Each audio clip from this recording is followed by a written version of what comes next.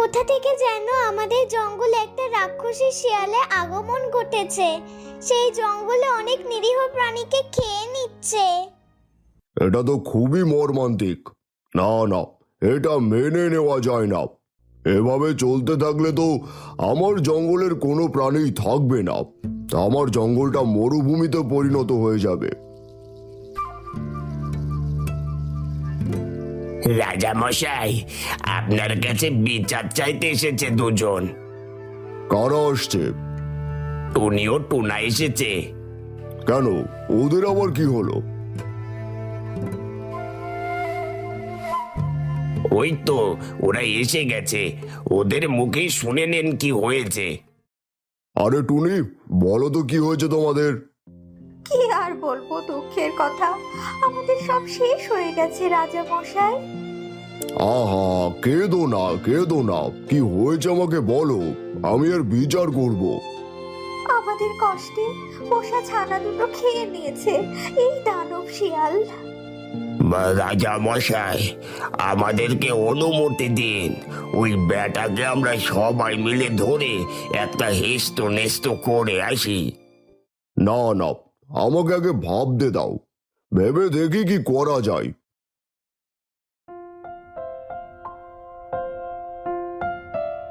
মা মামা মামা মা, এই জঙ্গল তো দেখতে ভারী সুন্দর। মনে হচ্ছে এখানে অনেক ধরনের পশু পাখি বাস করে। আমি এখন থেকে এখানেই থাকবো, আর আমার খাবারের কোনো কষ্ট হবে না। যাই যাই, একটু জঙ্গলটা ঘুরে আসি।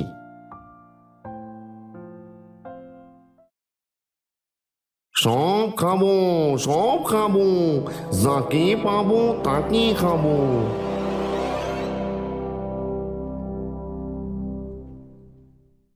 আরে বাবা বাবা বা, কি সুন্দর একটা নাদুস নুদুস ছাগল।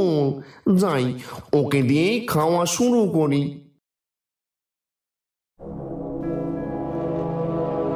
আমাকে খেও না, আমাকে ছেড়ে দাও। আমার বাসায় ছানারা আমার জন্য অপেক্ষা করছে। আমি গেলে ওরা খাবে, না গেলে ওরা অনাহারে মারা যাবে। আমি তোকে খাবো।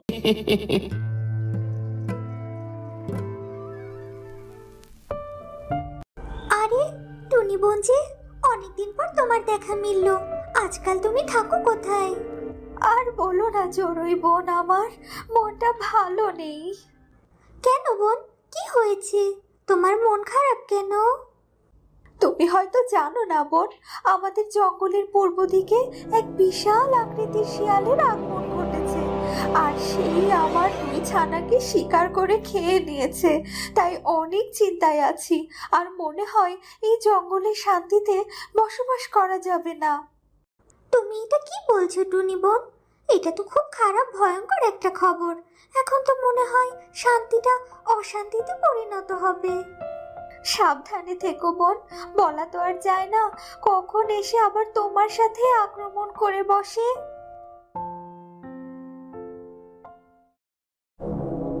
মা বাবা বাবা, এই জঙ্গলে তো দেখছি শিকারের অভাব নেই।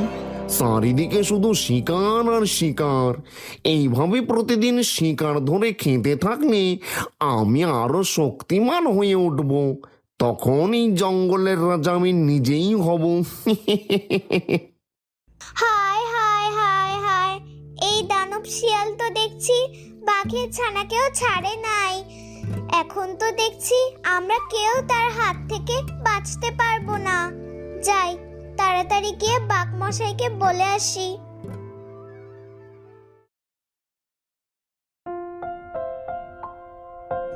বাঘ মশাই, বাঘ মশাই, আপনার জন্য একটা দুঃখের খবর আছে। কি বলছিস? আমার আবার দুঃখের খবর?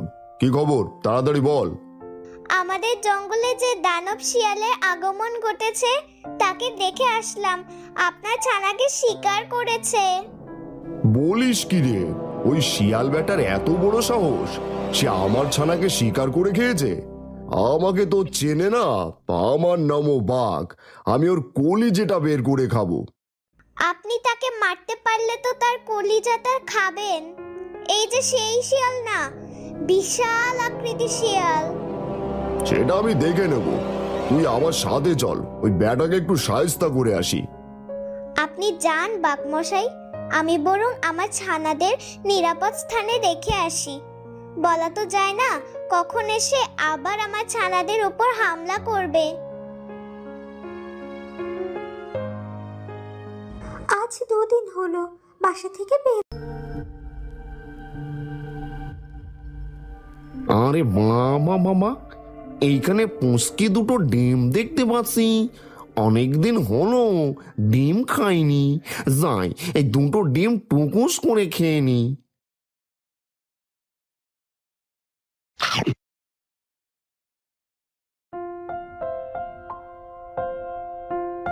আরে আরে, আমার ডিমগুলো কে খেলো?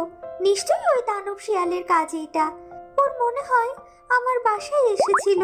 এইভাবে চলতে থাকলে তো বনে আর কোনো ছানাপোনা থাকবে না।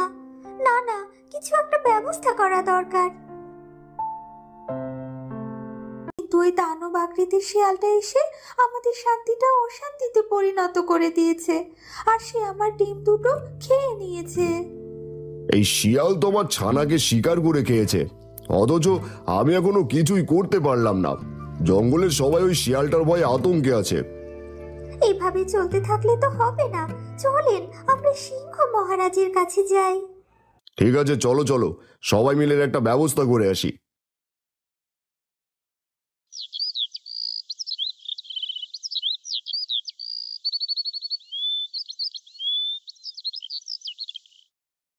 আরে বাঘ ভাই, তুমি এসেছো, ভালোই করেছো। আমিও ভাবছিলাম তোমার বাসায় যাব। হ্যাঁ সিংহ ভাই, আমাদের জঙ্গলের অবস্থা তো খুবই ভয়াবহ। আমরা দুজন যেহেতু জঙ্গলের শক্তিশালী, সেই হিসাবে লড়াইটা আমাদের দুজনকেই করতে হবে। কিন্তু বাঘমশাই, এই লড়াই যদি আমাদের জঙ্গলে সিংহ রাজা মশার যদি কিছু হয়ে যায়, তখন আমাদের জঙ্গল পরিচালনা করবে কে? আহা, তোমরা এসব নিয়ে চিন্তা করো না, আমরা এই লড়াই বিজয়ী হব। সিংহ ভাই, হরিণের কথাটাও কিন্তু যুক্তিসঙ্গত। আমি বরং একটা কাজ করি, লড়াইটা আমি একাই করব, আপনারা শুধু আমার পাশে থাকবেন। ঠিক আছে, চলো চলো, সবাই চলো।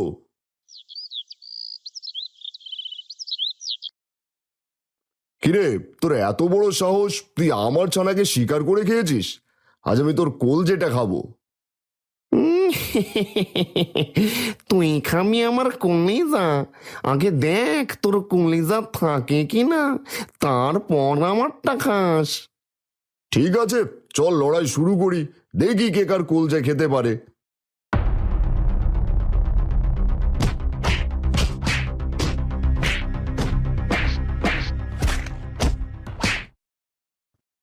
কি আমি তো চোখে কিছুই দেখতে পাচ্ছি না, চারিদিকে অন্ধকার দেখছি।